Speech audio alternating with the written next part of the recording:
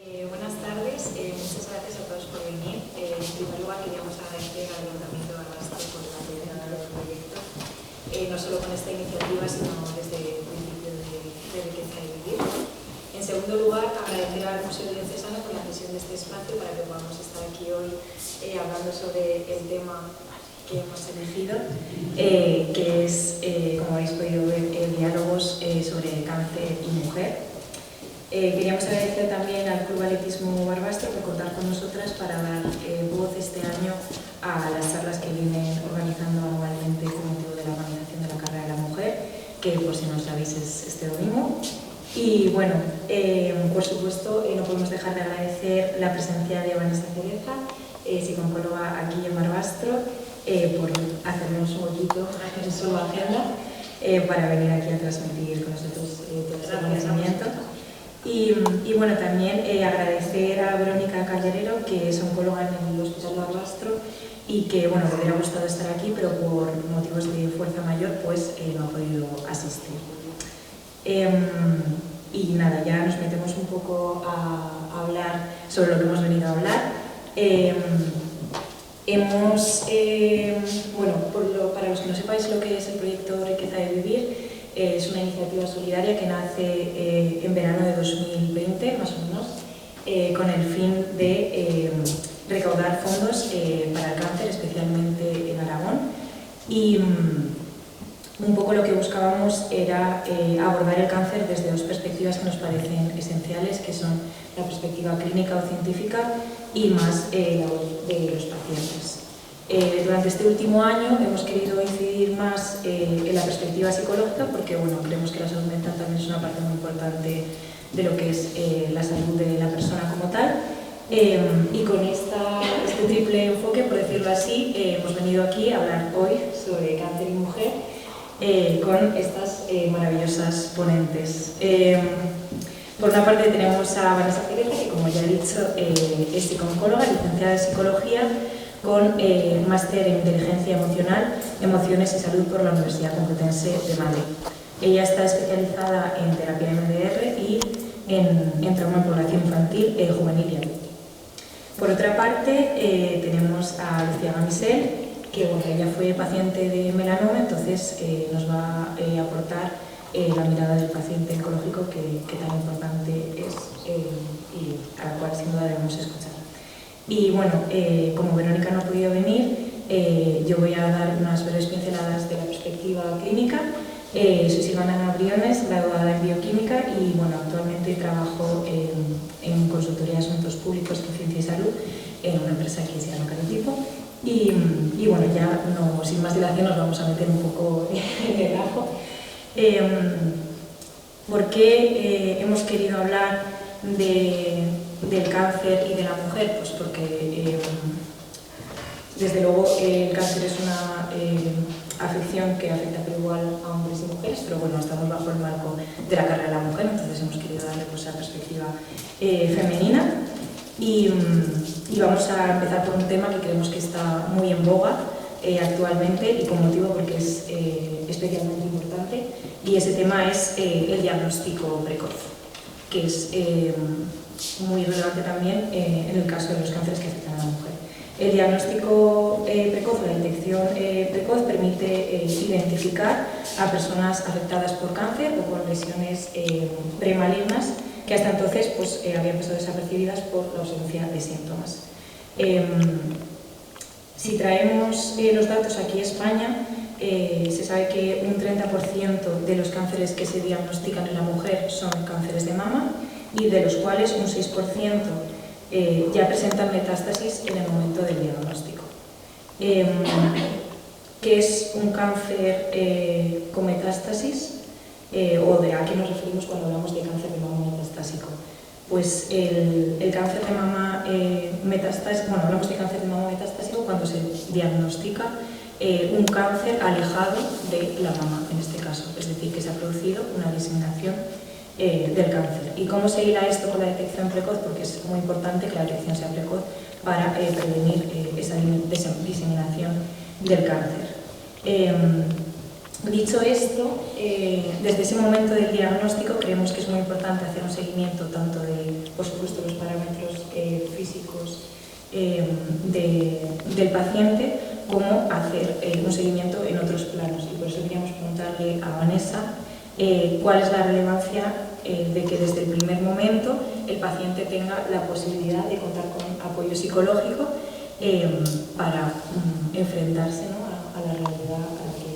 Claro, un diagnóstico de un cáncer, sea cual sea, produce un impacto muy brutal, produce una crisis tremenda en la vida de una persona y obviamente en la de sus familiares. Lo sabes tú, Lucía. El paciente pasa por muchas fases al principio, cada persona lo afronta de una manera. Es cierto que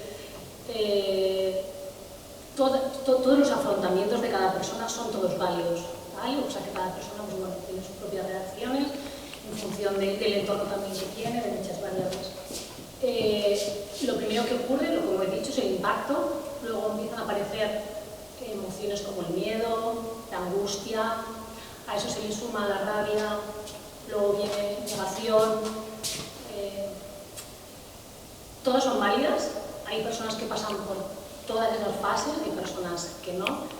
El apoyo psicológico es importante en el sentido en el cual damos un apoyo, un soporte para cómo las personas van pasando por esas fases, cómo pueden gestionar cada una de esas fases, cómo pueden integrar todas esas emociones que se les vienen de repente, que no saben cómo gestionar, el miedo, la incredulidad, cómo luego afrontarlo con las familias, porque claro, luego una cosa es integrar esa información y luego es como la devuelves fuera a todo tu entorno. Entonces, bueno, el papel del psicólogo en esa fase pues, se trata un poquito pues, de ayudarla a integrar un poquito todo ese cúmulo de emociones tan dispersas hasta que llega esa fase que llega en la cual hay una aceptación y empieza a haber ese yo puedo, voy a luchar. Y es un poquito el papel que el psicólogo pues, trata de ejercer, sobre todo pues, en esas primeras fases, cuando se da el diagnóstico y cuando empiezan a sobrevenir pues, todo el balambar. Claro, y bueno, recogiendo un poco, como comentabas, que es un proceso de la integración de todo este cúmulo de emociones por las que pasa el paciente, es un proceso que, si bien es individual, no tiene por qué ser exclusivo de una persona, ¿no?, sino que puede ser una experiencia compartida entre pacientes. Y queríamos hablar también un poco de eso, contando con la experiencia de Lucía, porque se habla mucho de la importancia que tiene el asociacionismo, en este caso, para el paciente, para hablar con personas que están viviendo por experiencias similares a ellos, que quizá no encuentran como referentes en su día a día, porque bueno, el cáncer es algo que, sobre todo en población infantil o juvenil, no es lo común. Entonces, nada, queríamos hacer una pregunta, Lucía, si tú estarías de acuerdo con ese enfoque de la importancia que tienen las asociaciones de pacientes como punto de encuentro y qué impacto tiene en el día a día de una persona con cáncer. Primero quería poner un poco de contexto, porque entonces entenderéis mi opinión. Yo aquí, o sea, yo tenía 15 años y si tienes 14, entonces te mandan a Zaragoza y si tienes más de 14, pues te quedas aquí. Entonces estaba yo en un limbo que no era ni niño ni adulto, entonces no, por suerte, no había nadie más de mi edad aquí y yo estuve pues ingresada en la planta con las embarazadas que acaban de parir y con los niños que salían de vacunación y le tenían que operar. Entonces era como, ¿por qué a mí? No entendía por qué solo me había pasado a mí, que en verdad no, pero en ese momento como no había nadie que estaba pasando por lo mismo, pues lo sentía así. Y sí que considero que es muy importante porque yo le echo en falta sentir como alguien que está pasando por lo mismo, que te entiende, que sí, que todo el mundo te entiende en ese momento, pero tú no lo ves así. Si alguien está pasando por algo parecido o por lo mismo, sientes que te entiende mejor.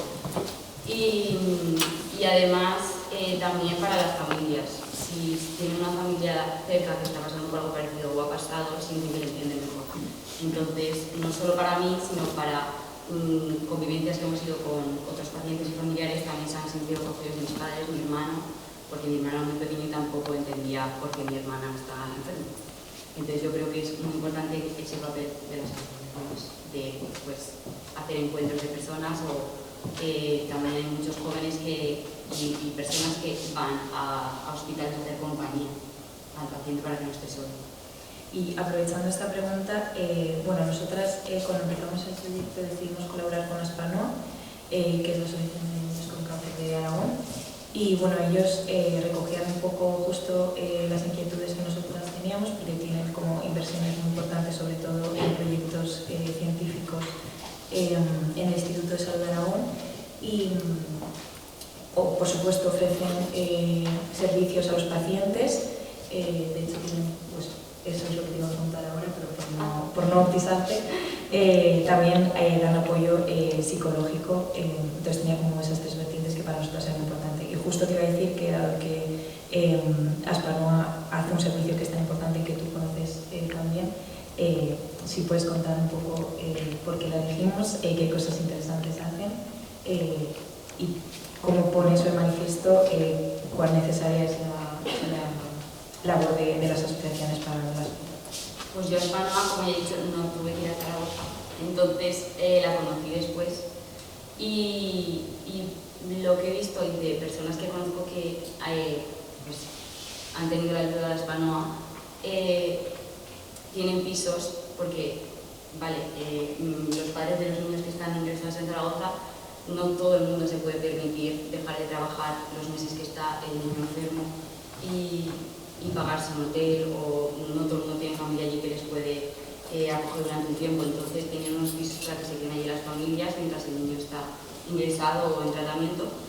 Y también tienen la casa de Almudévar, donde pues, hacen campamentos para niños, por lo que estábamos hablando de que estén los niños con otros niños que están pasando por lo mismo, porque sobre todas esas edades un niño de clase no entiende por lo que está pasando su otro compañero, o los hermanos pues junto con otros hermanos que están pasando por lo mismo sus hermanos, o los padres, y así. También tienen pues, servicios de oncología, de psicólogos, de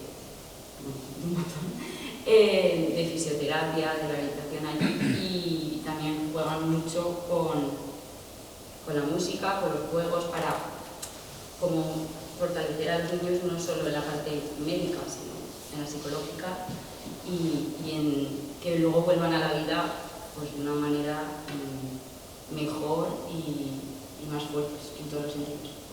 Y justo hablando de eso y de cómo afecta también el cáncer diagnosticado en un niño o en un adolescente a su familia, a sus amigos, queríamos preguntar a Vanessa, porque es un poco una doble pregunta. ¿Cómo puede el paciente comunicarse abiertamente sobre el cáncer con sus amigos y con sus familiares? ¿Y cómo pueden estos responder? Porque a veces es un poco complicado y recuerdo que hablamos una vez de esto y a mí, bueno, nos diste un consejo que a mí me sorprendió muchísimo, que era no decir lo siento, ¿no? Que creo que es como una de las frases que primero se viene a la cabeza después del diagnóstico. Y bueno, pues eso, si podías comentar un poco esa doble vertiente de que, por una parte, cómo lo puede enfocar el paciente siendo un adolescente, por ejemplo, y cómo nosotros como amigos, familiares, cómo podemos dar un apoyo que realmente le vaya a servir a esa persona. Bueno, cualquier persona con un diagnóstico de cáncer, en primer lugar, necesita, claro, siempre, todos necesitamos una persona, varias personas cercanas, muy cercanas a nuestro lado para poder asimilar todo esto. De cara a comunicarlo al resto de familiares, yo considero que es mejor la sinceridad y contar las cosas de una forma tal como son, de una forma natural.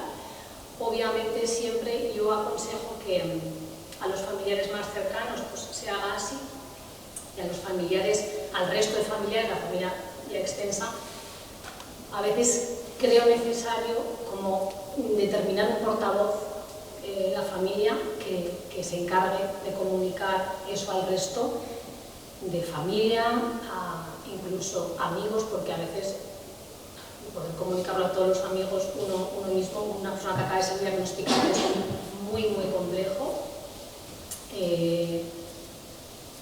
A los niños, cuando hay un diagnóstico de cáncer en casa, es importante a los niños no obviarles la palabra cáncer. ¿Por qué? Porque al final la palabra cáncer en algún momento u otro va a llegar a sus vidas. De alguna manera lo dirán, es mucho mejor que les podamos explicar qué es lo que hay, adaptado obviamente a un lenguaje adaptado a su edad, ¿vale? Pero que les deje poco margen de incertidumbre y de dar vueltas, porque esa palabra al final es muy difícil que en la familia, cuando hay un paciente con cáncer, no salga. ¿Vale? Para mí eso es lo importante. Como familiares es difícil. Cuando en una familia se da un diagnóstico, toda la familia, obviamente es la reacción lógica y es necesario, además es necesario que la familia esté ahí, que arrope, pero que no agobie. También es importante, y a veces pasa, yo, pacientes que tengo con cáncer en consulta, muchas veces, ¿no?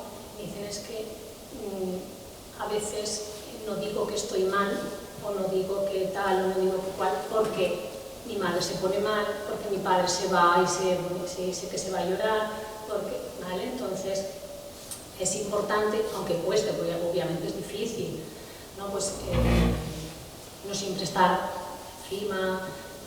El paciente con cáncer necesita también que su alrededor no cambie tanto, que tenga como una relativa normalidad ante todo, porque eso también da una sensación de, ostras, pues, qué mal todo, ¿no?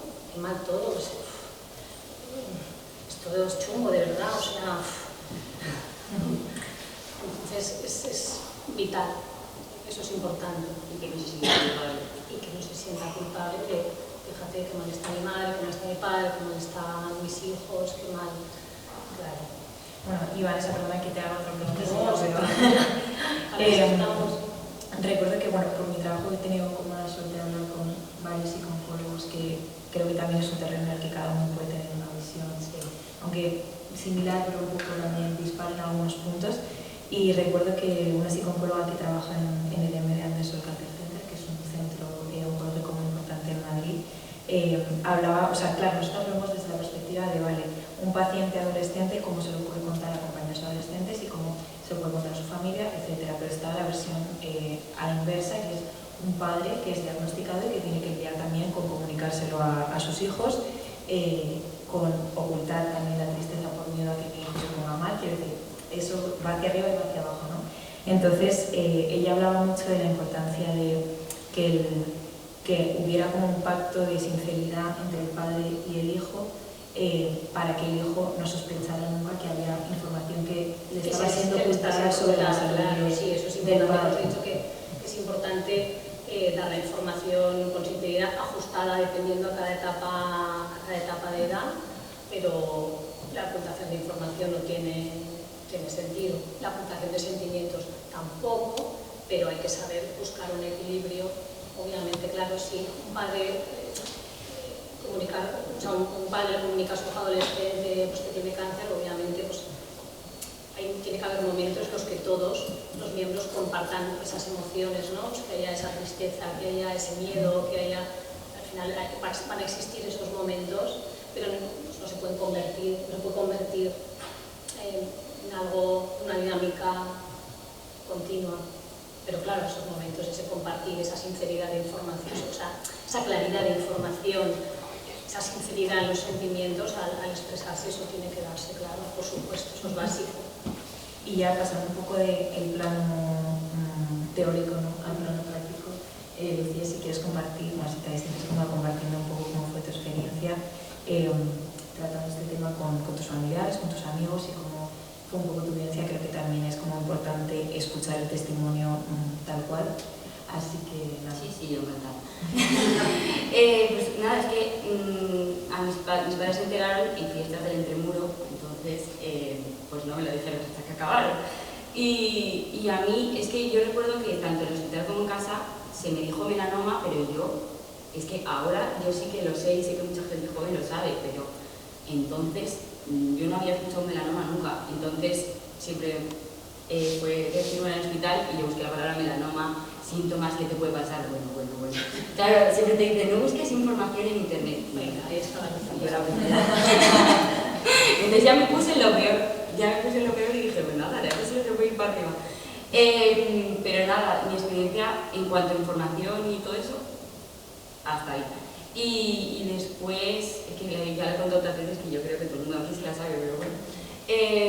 Nada, tenía pues eso, 15 años, el verano del tercero a cuarto de la ESO, y ese verano, junio, julio, pues yo me había visto que una peca que tenía de toda la vida normal en la pierna, de tamaño normal y todo normal, pues había empezado a crecer y era como una lenteja, que siempre digo que era como una lentejita ahí pegada, y que tenía como costra y a veces sangraba. Entonces le dije a mi madre, esto no es normal.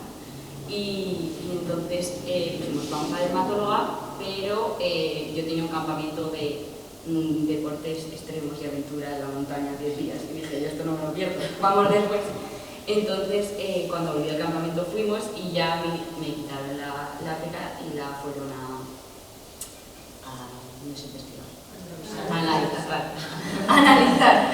Entonces bueno, pues en septiembre llegó que era un melanoma y pues me tenían que operar. Y ya pues primero me quitaron la zona, bueno, era la pierna derecha que me había dicho. Me quitaron la zona del melanoma y luego me hicieron la prueba del cambio de centinela a los meses, dio positivo, entonces pues me retiraron toda la red de ganglios de la pierna y pues no me quiero dar ningún tratamiento, pero claro, lo que os he dicho antes, yo me había puesto lo peor. Yo ya dije, pues nada, aquí me van a operar, pero luego me van a dar quimio, me voy a quedar sin pelo, que a mí yo ahora ya sé lo que es y para mí, vamos, el tratamiento que me tengan que dar con tal de estar sana, pero en ese momento tenía 15 años, era una niña tonta, con la autoestima por los suelos y yo sin pelo no volvía a clase. Entonces era lo primero, lo que me importaba entonces. Entonces por eso lo que habéis dicho de darle mucha importancia a contarle la verdad al niño, al adolescente, de tratarlo con naturalidad, de explicarle todo lo que le puede llegar a pasar, pero tanto a la familia como el psicólogo, que yo al psicólogo, que me vino muy bien, como los médicos. Creo que hay que no decir el niño no sabe información, ni menos ahora, porque te metes en Google y en el segundo la tienes.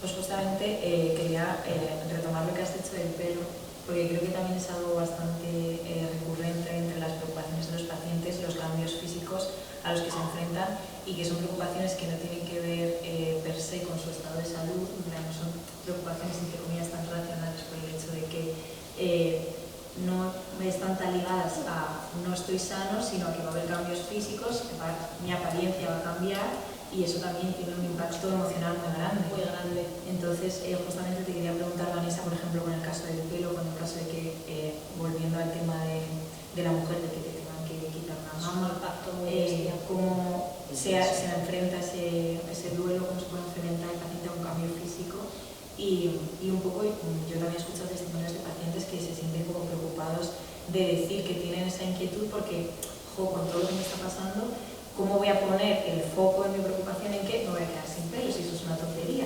Entonces, que nos cuentes un poco... Tienen que lidiar con esas dos partes, porque al final, claro, es un impacto tremendo que genera mucha más inseguridad de la que ya previamente te ha generado el cáncer hasta que llega ese momento, ¿no? De que pues, tiene que haber una mastectomía. O no mastectomía, pero hay un cambio físico capilar importante y bueno, y otros cambios, que hay muchísimos cambios físicos, el peso, muchos cambios físicos. En esos momentos lo que intentamos hacer en el apoyo psicológico es sobre todo ayudarles a tratar de racionalizar muchos de esos miedos que tienen, esos pensamientos negativos de, pues, por ejemplo, pues, mi pareja ya no me va a mirar igual, soy menos mujer. Claro, son muchos pensamientos negativos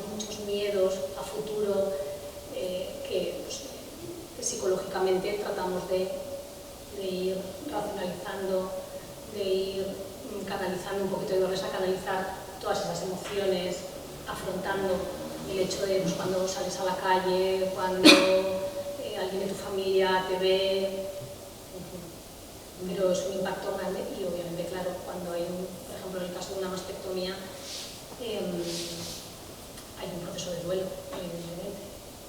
Claro, antes tú te tenías reconocida con una imagen y de repente esa imagen cambia absolutamente. Entonces hay que hacer un proceso de duelo al que se le une un proceso de aceptación de tu nueva imagen. Sí, nada, porque yo me acuerdo que trabajando con Vanessa a mí no me salía a hablar de mis emociones ni de lo que sentía. Entonces, pues me dijo, escríbelo. Y desde entonces no paro de escribir, no sé cuántas libretas se llenan, porque sí que al final sale a hablarlo con la gente y pues, con el psicólogo, con el médico, con un amigo, con tu madre, con quien sea, pero escribirlo está muy bien porque solo estás tú y solo te puedes juzgar tú, entonces sale todo más mejor. Sí, más mejor. Nada, no sé a quién le escribes. Vale, bueno, que se me olvidó decirlo en la introducción, pero que queríamos hacer que esto fuera un poco más dinámico, que estar aquí las tres dando la chapa. Sí. Así que en cualquier momento nos podéis interrumpir para preguntar sobre... O añadir o aportar. Dudas O preguntar o... Yo creo que la Rosa, quizá un aspecto que vosotros habéis desarrollado aquí durante la charla, era la noticia inicial, la aprobación del paciente hacia el cáncer, pero hay un aspecto que quizá yo quería preguntar a Rosa, ¿cómo afronta esa gente que tiene un cáncer que ya ha estado aceptado perfectamente y le recibido? Porque existe, en el cáncer de mama yo veo casos de pacientes que en un momento determinado les hacen sintonía y un seguimiento y encuentran que el ganglio está afectado, que vuelven a intervenir, que hacen la sintonía. ¿Cómo tratas a esos pacientes que ya de entrada están preparados para el cáncer, pero que vuelven a tener otro episodio de cáncer que les aparece? Claro, pues es un poquito, no como el volver a empezar, pero a veces incluso peor. A veces los pacientes que han tenido pues, una recidiva, una caída, pues a veces es incluso más difícil, porque claro, ya han dicho, ya he luchado una vez, ya lo he hecho, ¿por qué otra vez? ¿Por qué tengo, ahora esta sí que ya no? Entonces, en los momentos, claro, ¿cómo afronta? Pues nos toca volver a reconstruir todo lo que en un momento se ha venido abajo.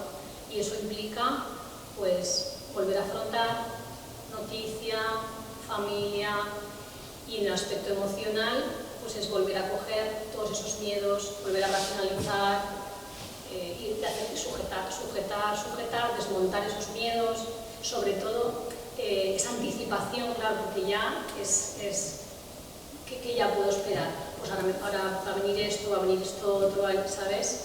Es frenar esa anticipación, claro, porque ellos ya conocen el proceso y ya de antemano ya voy a volver a estar mal, voy a volver a... Entonces ir acompañando otra vez, ir frenando... Cuesta mucho más. Mucho más, cuesta mucho más.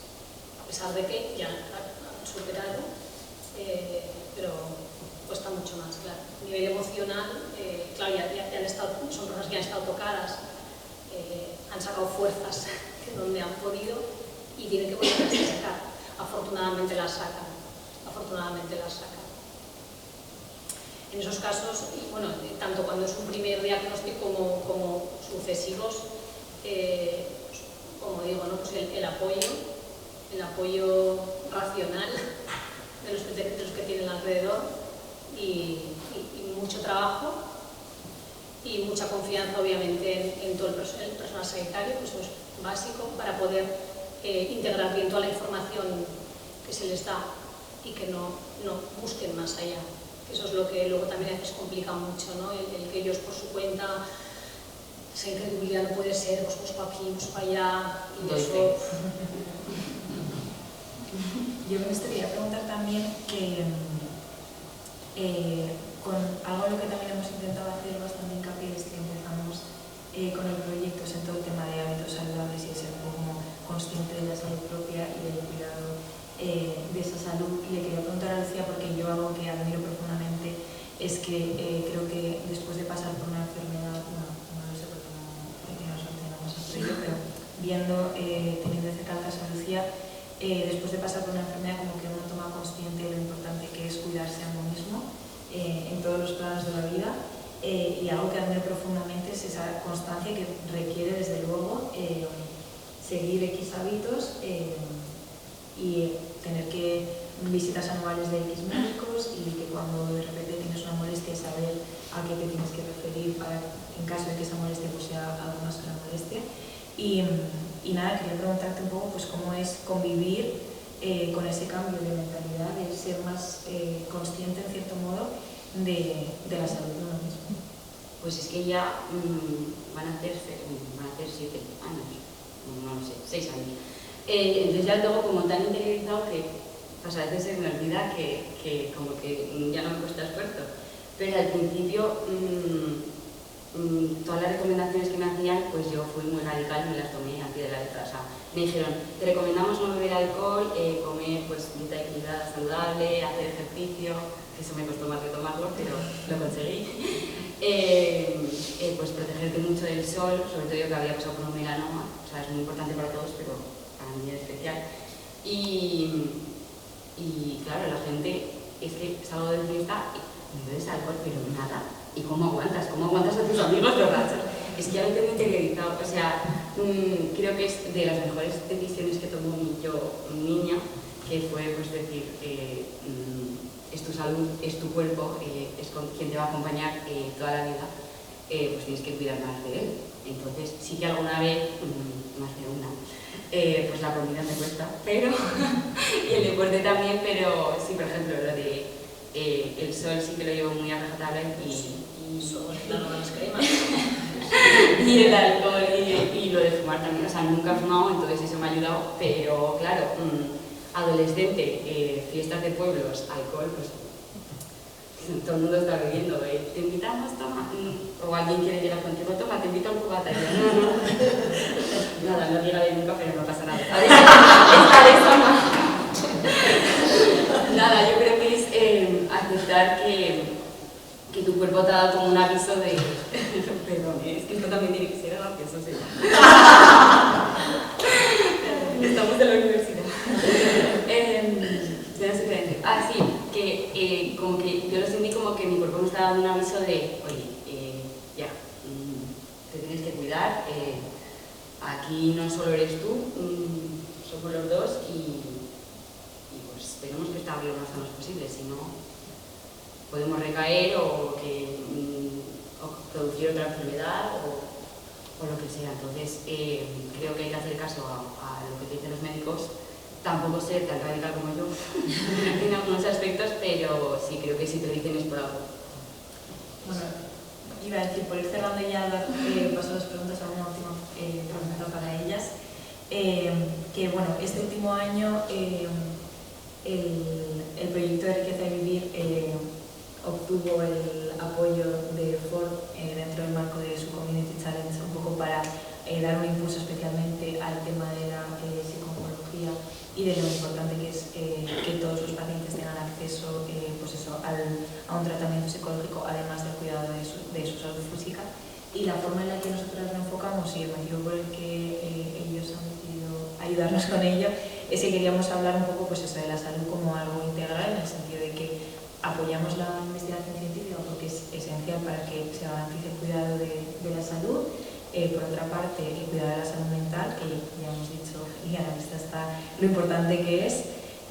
Por supuesto, ser conscientes y tener las herramientas para cuidar de nuestra propia salud, que esto también es algo que a veces como que se queda un poco en el aire, en plan, tenemos que tener la información, sí, hábitos saludables, pero ¿qué son los hábitos saludables? Eso es algo que también hay que reforzar mucho, también desde pequeños, también a nivel educativo, en las aulas, para los mayores también a nivel divulgativo, tener claro qué es una dieta equilibrada, qué ejercicio tengo que hacer, los impactos que tiene el consumo de alcohol, el consumo de tabaco sobre nuestra propia salud es algo fundamental para que nosotros seamos conscientes de a qué nos exponemos y en base a eso podamos tomar decisiones un poco racionales y que nos permitan, pues eso, como decimos, cuidar de nuestra propia salud. Y la última pata que sería dar voz al paciente, porque nadie mejor que él sabe por lo que se está pasando y esa es una mirada que tiene que sin duda incorporarse en la medicina. Entonces la última pregunta que quería hacer era un poco para tirar por ahí, ya que es un tema al que le estamos dando especialmente importancia, pues eso, cómo podemos reforzar este mensaje, porque parece que la salud mental, si bien ahora es un tema que es más recurrente, ¿no? Y que se habla más abiertamente, sigue siendo algo que presenta ciertas barreras en algunos puntos. Me parece que si vas al psicólogo es que estás loco, por decirlo de alguna manera. Entonces, ¿cómo podemos reforzar ese mensaje? Es decir, cuidar la salud mental es algo normal, es algo que debería ser esencial, y especialmente para un paciente que está pasando por un proceso que es muy duro. Así que nada, si nos queréis dar como dos apuntes desde la perspectiva de psicóloga, por supuesto, desde la perspectiva del paciente que lo ha podido disfrutar de él y que quiere que otros pacientes también puedan disfrutar de él, pues nos hagáis un mini mensaje de cierre. Tan sencillo como que al final somos un todo. Si todo un poco se retroalimenta, ¿no? Si físicamente estamos bien, también nos sentimos mejor, estamos más tranquilos, disfrutamos mucho más de las cosas. Si emocionalmente y mentalmente estamos bien, estamos estables, nuestra salud física también responde. Entonces, no hay salud física sin salud mental y tampoco hay salud mental sin salud física, es un todo. No, yo solo quería decir que yo empecé a ir al psicólogo antes de que me diagnosticaran el melanoma, por suerte, pues porque tenía, ya he dicho antes, la autoestima muy baja, era una edad muy mala y me estaba afectando pues, a nivel académico y a nivel de relaciones pues, con otras personas. Así que encontré a Vanessa. y suerte de que fue antes del melanoma. Yo siempre lo digo porque yo estaba muy mal y si en ese momento me llegan a diagnosticar el melanoma, yo psicológicamente no lo hubiese llevado igual. Entonces, mis amigos en ese momento no entendían por qué iba al psicólogo y en cuanto me diagnosticaron el melanoma sí que lo entendían. O sea, quiero decir con esto que no tiene que estar la persona muy mal o tener una enfermedad o no poder más para ir al psicólogo. O sea, si te quieres conocer mejor a ti mismo, tienes un sentimiento y no sabes de dónde viene, bueno, esto lo digo mejor, pero cualquier cosa que le preocupe a la persona, que busque un profesional del ámbito que sea, no soy un psicólogo, no hace falta estar muy mal para ir y nada, es mi recomendación de ti. Vale, pues nada, muchas gracias por escucharnos este ratito y os dejamos que os preguntéis en caso de que tengáis alguna duda. A ver, yo tengo dos preguntas. Una es para Silvana y una puede ser un poco compartida con Vanessa y con Lucía.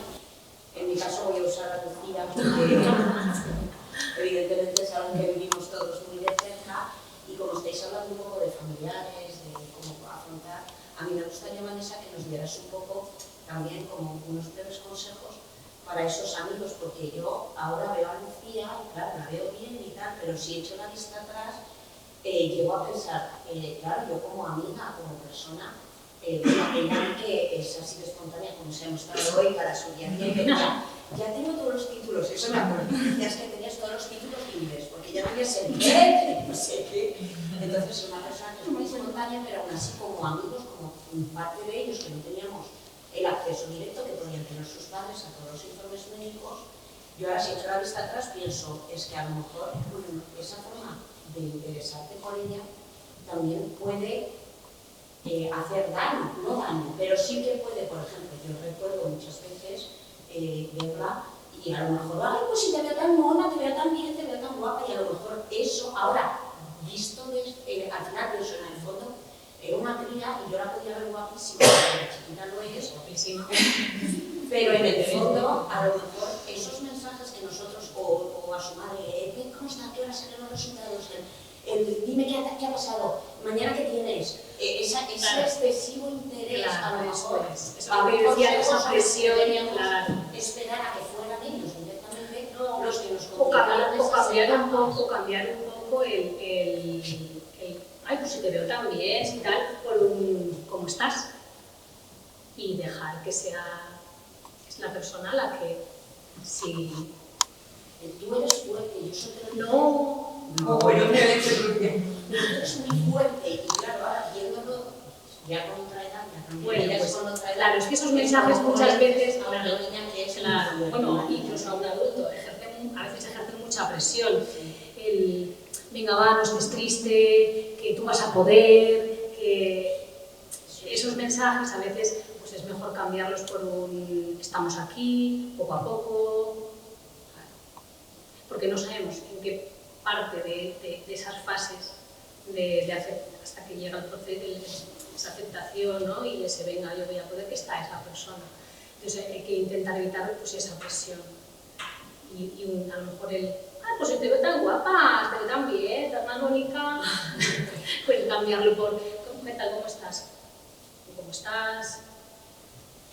Pues dejar un poco, sí, tener los mensajes que la gente lo hace con toda la buenísima intención del mundo, por Dios, claro que sí, pero pues es una presión. Y al revés también, no son los mensajes buenos. Yo me acuerdo de, claro, que estuve no sé cuántos meses entre el hospital y en casa que no me había dado el sol. Y yo siempre había sido... Sí, claro. Te digo a la cara, no, me invento más tibia, no dar el sol en un mes.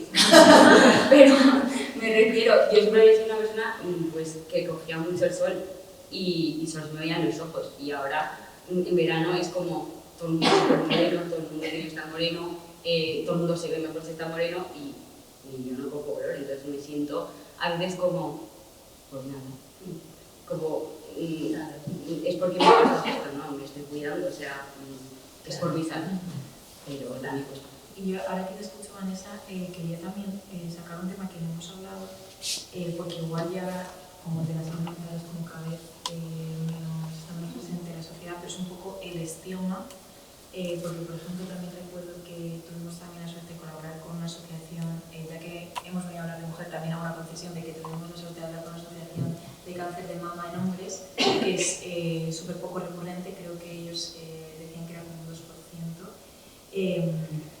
Y claro, entiendo que es algo, en plan, no es tan genuino para un hombre decir que tiene cáncer de mama o otros tipos de cáncer que pueden ser un poco como más escabrosos, me imagino pues cáncer de útero, una cosa así, ¿cómo se puede enfrentar el paciente, bueno, si es que lo hace, me pregunto, al estigma de, joder, tengo un cáncer que igual no es tan común como otros, me da vergüenza decir que tengo cáncer, o sea, ¿se da esa situación? Puede ser, yo no he conocido en consulta ningún cáncer de este tipo, pero claro, al final es un estigma más, ¿no? Y es posible que al paciente le pueda dar más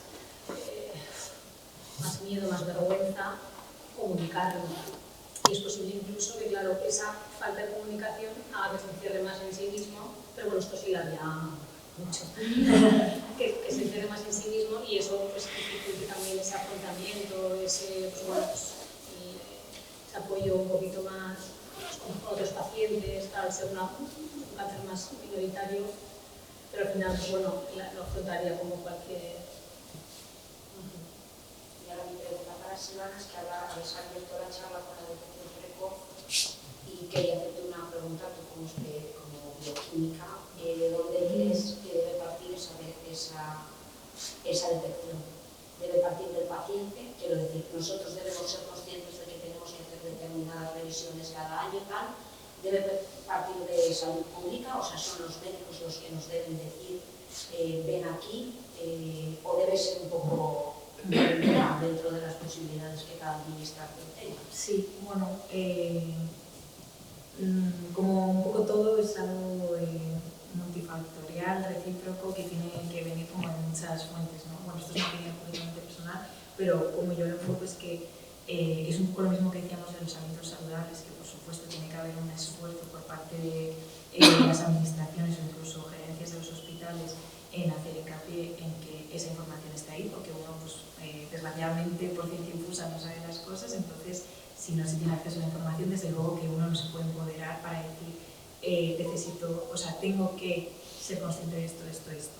Entonces, por ahí hay una parte de esfuerzo de salud pública, por decirlo así, de que se disemine esa información, que llegue a todo el mundo, que cale, que sean formatos que calen, que esto también es un tema del que hemos hablado mucho y que nos parece interesante, de cómo se divulga la ciencia de la salud, porque muchas veces parece, y esto para mí es como mi lucha personal, que parece que todo lo relacionado con lo médico, lo científico es como algo completamente incomprensible, inaccesible para el público general. Y yo recuerdo muchas veces pues mismamente hablando de cáncer o otras cosas y que mis amigos o que nuestros amigos nos dijeran, es que, bueno, eso ya lo entiendes tú, ¿no? En plan, a mí no me vengas con estos rollos que yo no entiendo nada. Y bueno, eso es una parte, por parte de la comunidad tanto científica como médica, hay un margen de mejora considerable de querer hacerse entender. Es decir, no, la ciencia no es algo que sea especialmente complicado, es algo que tiene un nivel de complejidad como todas las disciplinas y ese nivel de complejidad se puede traducir en un lenguaje que sea más asumible para todo el mundo, que es lo que hemos intentado hacer con Riqueza, y ese es un esfuerzo, por supuesto, que tiene que hacerse. Lo cual no exime o no nos exime a nosotros como pacientes o como personas de poner un interés. Quiero decir, tampoco vamos a hacer un esfuerzo en saco roto, es decir, si alguien no quiere escuchar, da igual lo que le digas. Entonces, concienciar un poco sobre que nosotros tenemos un poder sobre nuestra propia salud y que tenemos que hacernos cargo de ella en cierta medida, sería la otra parte que también pues, es esencial para que haya un tándem que funcione y que avance. Y en ese sentido, por ejemplo, es muy importante, también ligado al tema de la detección precoz, saber cuáles son las recomendaciones de las autoridades sanitarias de cuándo me tengo que vacunar, cuándo me tengo que ir a revisar para X cáncer, a partir de qué edad me tengo que hacer una mamografía, por ejemplo. Y eso es información que está disponible y por esa parte sí creo que es responsabilidad del paciente, compartida con el médico, por supuesto, de saber qué tengo que hacer en cada momento. Y bueno, no sé, por no quedarme yo con la pregunta, creo que todos podemos opinar aquí sobre este tema, así que si tenéis algo que añadir. No, nada, a mí siempre, es que es lo que me dijeron en el médico, que siempre, o sea, como el comentario que me hacían tanto las que me están haciendo las curas como alguna enfermera, la oncóloga, me decían, suerte que lo hemos cogido a tiempo, porque el mismo, o sea, otras personas con un melanoma, por pillarlo un mes después, o no creo que fuese un mes, pero tiempo más tarde ya se había desarrollado más y ya podía haber metástasis, que es lo que estábamos comentando antes. Entonces, sí que creo que es muy importante la detección precoz y sobre todo las revisiones, porque yo ahora sí que tengo 1000 revisiones, pero sí que tengo 1000 revisiones, pero me parecen muy importantes y creo que gente, o sea, todo el mundo debería ir una vez mínimo al año al dermatólogo o si encuentran algo en su cuerpo, comunicárselo al médico porque conocemos muy poco nuestro cuerpo. Entonces, yo he aprendido a, pues siempre dicen lo de tócate la mama, pero todo el cuerpo. O sea, yo ahora sé dónde tengo cada peca en el cuerpo, me las controlo, soy una chata, pero no sé todo. Vemos si tenemos bien o mal el pelo, pero el resto del cuerpo, que pues también yo creo que es muy importante. Importantísimo. Sí, además, a esto es verdad que es necesario como invertir un poco en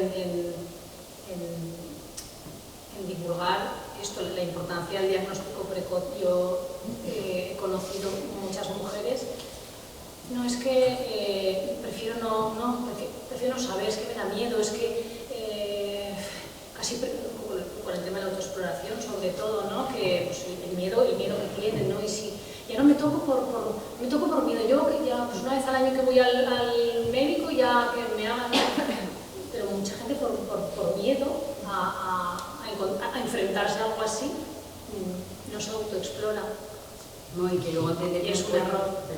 Que nos puede pasar a todos, porque yo sí que vamos al pantano con mis amigos y es que yo voy a ponerse crema, pero es que es imposible. O mi hermano que a veces se le olvida y se quema y le echa la bronca. Entonces como empieza a cuidarte ya, o sea, aunque estés sano y tú creas que estés sano, es que te puede pasar mañana y te puede pasar aquí da igual la que tengas. Yo no me esperaba un melanoma con 15 años, claro que no. Entonces, que no os tenga que pasar nada malo para cuidaros. Y extensible es justo lo que comentábamos de la salud mental, que no hay que llegar al extremo para ser consciente y preocuparse. Y bueno, si tenéis alguna pregunta más. Yo una pregunta para Vanessa o para Lucía. Yo creo que es bastante importante la gestión de la incertidumbre, desde el diagnóstico hasta que se nos crean pruebas o incluso cuando se persona que ya ha pasado la fase esta primera enfermedad o está llegada a curar, el miedo de que pueda volver a ocurrir. Y eso es, o sea, yo lo pregunto para el paciente, en este caso para el familiar, incluso para los familiares de la gente que le acompaña, ¿cómo se gestiona eso? Pues tenía más incertidumbre en el momento de la enfermedad porque no sabía qué venía después.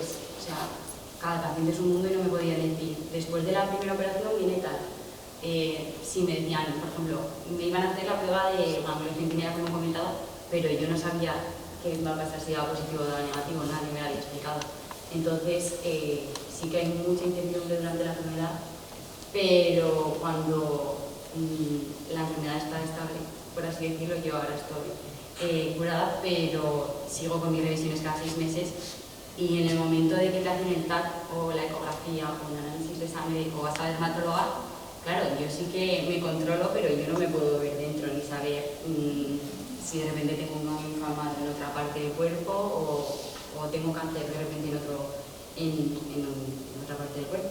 Entonces sí que es un poco de incertidumbre, pero creo que hay que sacarlo, o sea, hablarlo con el psicólogo, con tu madre, me preocupa esta prueba y no pensar de que no lo van a entender, porque a veces yo sí que me digo, si ya llevo 6 años ya no va a volver, es que no se sabe, o sea, hay que darle también importancia y naturalidad a que de repente una prueba, aunque me han hecho una hace 6 meses, me puede preocupar más que la anterior, pues porque he visto un caso de alguien que le ha pasado o por cualquier cosa. Entonces, creo que es natural tener incertidumbre, pero hay que sacarla, sea escribiendo, hablando con alguien, con el médico. Sí, cuando se nos planta, porque a lo largo de la enfermedad la incertidumbre aparece, desaparece, pero es, vale, dentro de esa incertidumbre, ¿a qué tienes miedo? ¿Qué es lo peor que crees que puede pasar? ¿Qué es lo peor que crees que puede pasar hoy?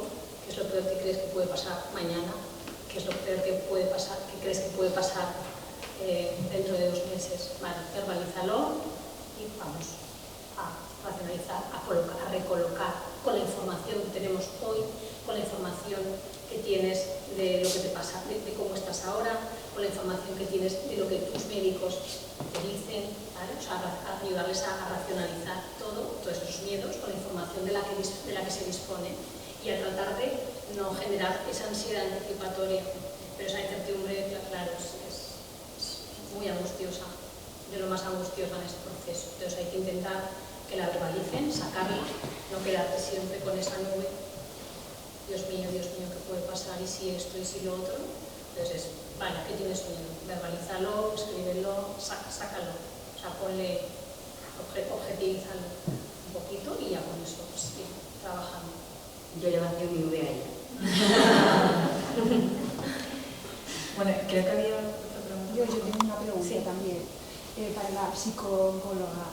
Enlazando con el venga tú puedes que ha salido antes y con la palabra lucha que siempre sale asociada al cáncer, ¿es necesario o sano o como psicóloga sabes que es mejor enlazar como que tener cáncer es tener que entrar en una guerra, en una lucha para el paciente? ¿Sabes? No porque es que a mí me ha parecido siempre muy injusto meter a los pacientes de cáncer en una lucha que bastante tienen con lo que tienen como para decir venga lucha, ¿no?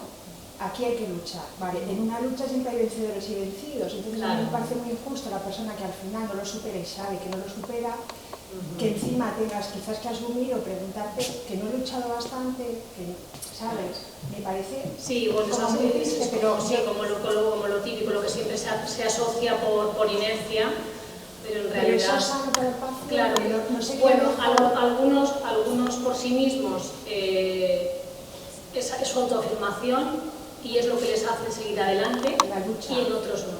Por eso digo, ¿no sería mejor quizás enlazar la palabra cáncer o tratar de transmitir, no sé cómo decirlo, verlo desde un territorio de paz? Sí, no desde un territorio de lucha? claro, porque al final, bueno, quizás yo lo lanzaría más con la palabra afronto.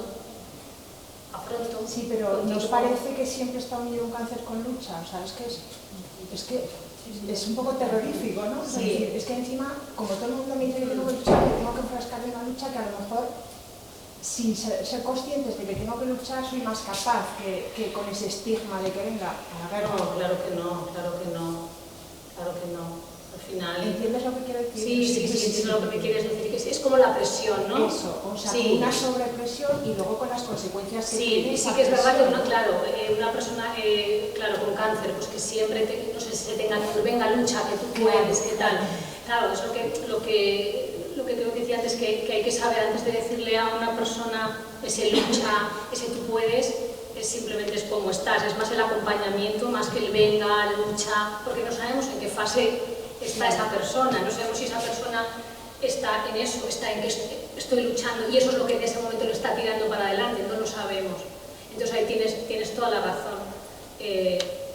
Casi es mejor, ¿no?, que cambiar un poco a esa persona, porque no sabemos en qué momento está y no sabemos si para ella esa palabra de lucha para ella es apropiada. Claro, la gente que sí que le mueva mucho. Claro, la sí, lucha, claro. No sé eso cómo siempre todo el mundo hay que meter allí en esa guerra. Claro que no. Por eso siempre, porque desde el respeto, ¿no?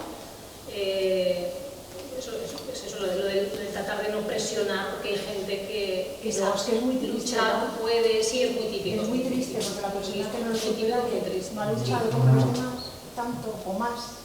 Claro. ¿Puedo añadir?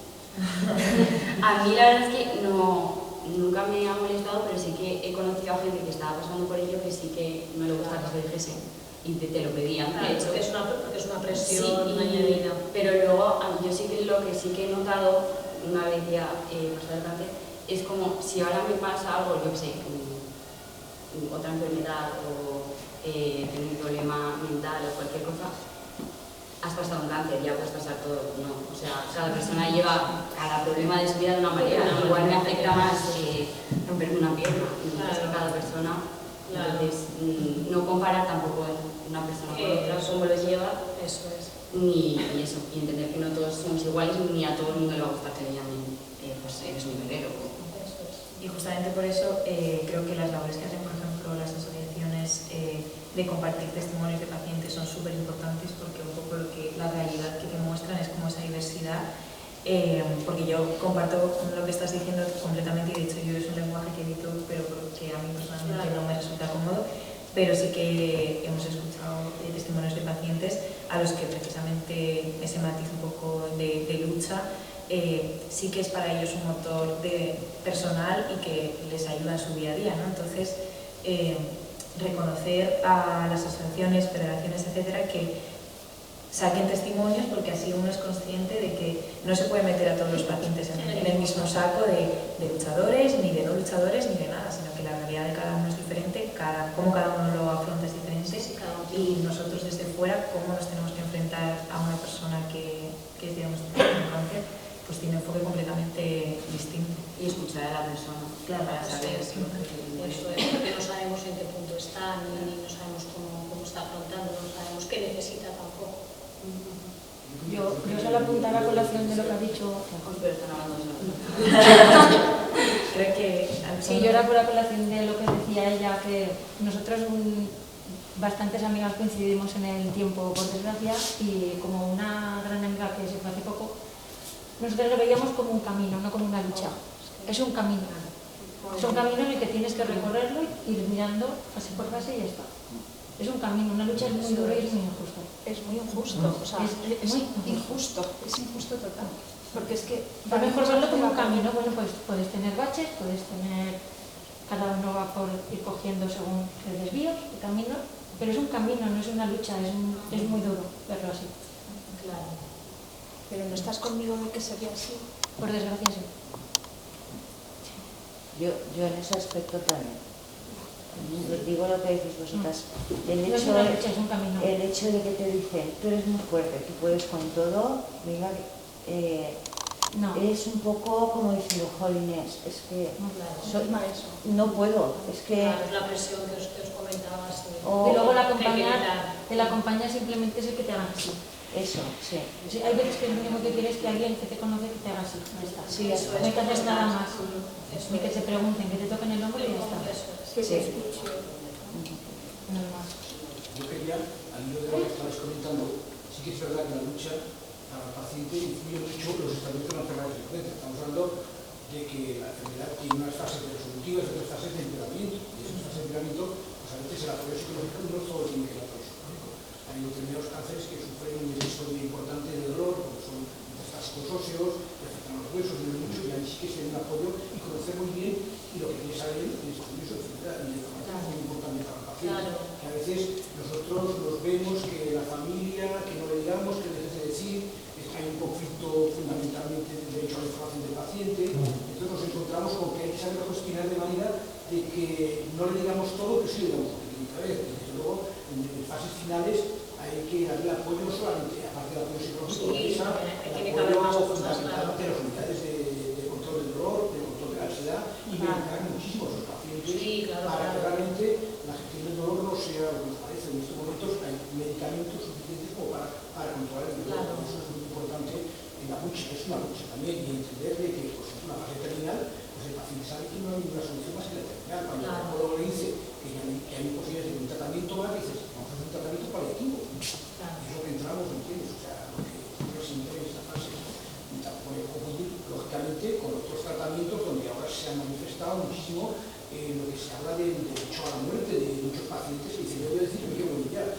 Para nosotros, yo como considero médico que soy, y considero que es una decisión muy importante, sabiendo que tenemos medicamentos y instrumentos para poder controlar y se puede controlar las ansiedades en todos los niveles. Por eso lo que dice la lucha depende de la etapa donde se está. Lo que decíamos de no comparar a un paciente con otro porque ninguno es igual a otro. Yo he conocido gente de más o menos mi edad que estaban pasando por un melanoma y por pillarlo, por así decirlo, en otra etapa, pues yo me veía mejor o peor que otros, pero porque estaban en otra etapa y lo que digo, no compararse porque va a ser peor y intentar entender a cada uno en la fase en la que está. Yo creo que, bueno, yo por mi experiencia es la residencia de oncología, creo que hay que preguntar siempre al paciente qué quiere saber o qué quiere que su familia sepa, porque sé que si está capacitado tiene derecho a opinar sobre su enfermedad y después tratarlo en función de cómo es cada persona, porque igual hay quien le motiva que traten como una lucha y va bien y hay a quienes no. Entonces yo creo que hay que tratarlo como lo que es, como una enfermedad, no como una lucha. Y muchas veces, pues bueno, ahora que la carrera de emprendedorismo y eso se asocia al deporte y se asocia a la lucha y son enfermos y no hay que perder esa visión. Entonces habrá momentos en los que tengan una actitud positiva y de lucha si las cosas van bien o incluso aunque no vayan bien, porque hay gente que sorprendentemente tiene una actitud positiva siempre. Y hay quienes pues igual necesitan su espacio, igual no saben qué hablar, lo único que tienen es compañía y ya está. Y por eso sería suficiente. Entonces siempre hay que individualizar cada caso. Y que el cáncer no es de color de rosa. Exacto. Es de muchos colores. De muchos. ¿Algo más? Sí. Yo no tengo una pregunta. Yo quería felicitaros porque, como, bueno, simplemente había venido por el título de la conferencia, pues venía absolutamente confundida. Pensaba que iba a ser una charla científica y venía a ver qué me cuentan los médicos o las médicos de Orbasco, ¿no? Y me ha sorprendido realmente encontrarme a la gente tan joven dando una charla de divulgación fantástica. Lo habéis hecho con muchísima naturalidad y sobre todo muy útil. Y me queda encantada porque además yo trabajo en divulgación y en experiencia paciente y de verdad, si no estás colaborando ya, yo te invitaré a que colabores con las asociaciones de pacientes porque lo haces de 10. O sea, por mi parte, una causa. Pensaba que le estabas hablando a Silvana. Pero gracias. La que divulga es ella. Lo habéis hecho las tres, de verdad. Muchas gracias. Gracias. A todos.